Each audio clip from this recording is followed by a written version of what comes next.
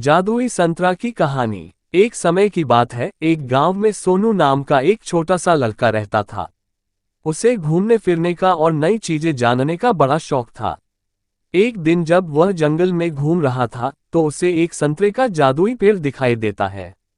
वह पेड़ बाकी पेड़ों से बिल्कुल अलग दिख रहा था।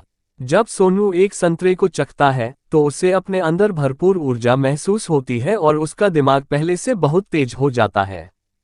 सोनू उस जादुई संतरे का इस्तेमाल अपने खुद के फायदे के लिए करने लगा। उसे हर चीज पहले ही पता चल जाता और हर कठिन से कठिन प्रश्नों को हल कर लेता था। दूर दूर से लोग उसकी इस प्रतिभा को देखने आते थे। जैसे जैसे समय बीतता गया सोनू की शक्तियां कम होती गई। पेड़ पर संतरों की चमक भी कम हो रही थी और धीरे धीरे उनकी भी शक्तियां खत्म होने लगी थी।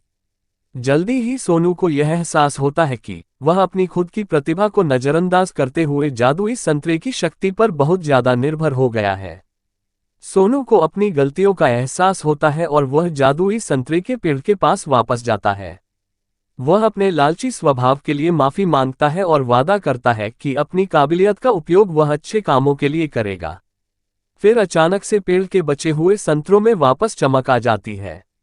उस दिन के बाद से सोनू ये समझ गया कि असली शक्ति हमारे अंदर ही होती है और हम अपनी खुद की कौशल और प्रतिभा का इस्तेमाल करके ही दुनिया में बदलाव और खुशी ला सकते हैं। शिक्षा हमें सफलता प्राप्त करने के लिए किसी जादू या शक्ति के बाहरी स्रोतों पर निर्भर नहीं रहना चाहिए, बल्कि हमें अपनी क्षमताओं को बढ़ाने पर ध्यान देना चाहिए और उनका उपयोग करके दुनिया में सकारात्मक बदलाव लाना चाहिए।